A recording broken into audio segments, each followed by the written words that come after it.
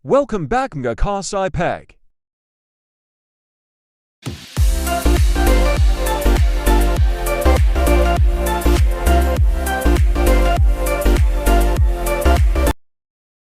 Mga kasipag, andito po kami ngayon sa ilog mga kasipag dahil kami ay manghuhuli ng yung tinatawag sa amin dito na katang.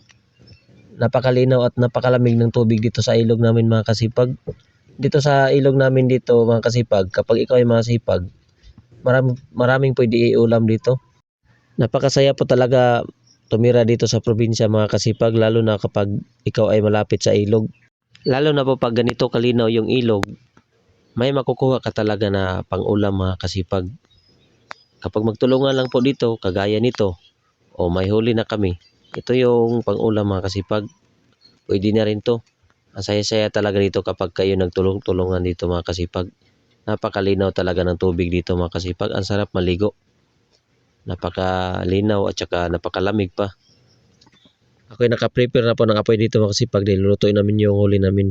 Ito na po yung niyog mga kasipag. Magkudkod muna ako ng niyog dahil masarap lagyan ng gata mga kasipag. Ito na po yung gagamitin ko para panghalo sa lulutuin ko. Tsaka bago ko po lagyan ito ng gata, ako'y maggisa muna ng lamas mga kasipag. Gigisahin ko muna itong bawang. Tsaka yung mga iba pang halo mga kasipag. Gigisahin ko muna ito bago ko po lagyan ito ng gata. Lagyan ko muna ng toyo, tsaka suka.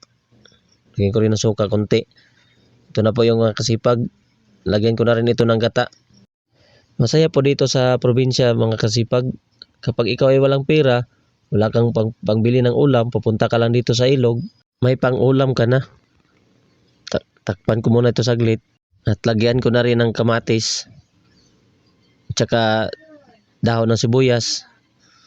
Pwede na to mga kasipag. Ito mga kasipag, luto na po yung ginataan na katang mga kasipag. At saka nakapag-prepare na rin kami ng kanin. Ilalagay ko na po ito lahat dito sa kanin dahil kami ay magbudol-budol lang po mga kasipag. Ito na po yung kakainin namin mga kasipag. Dahil ito mga kasipag, tatawagin ko na yung mga kasama ko. Dahil kami ay kakain na mga kasipag, magbudol-budol po kami dito.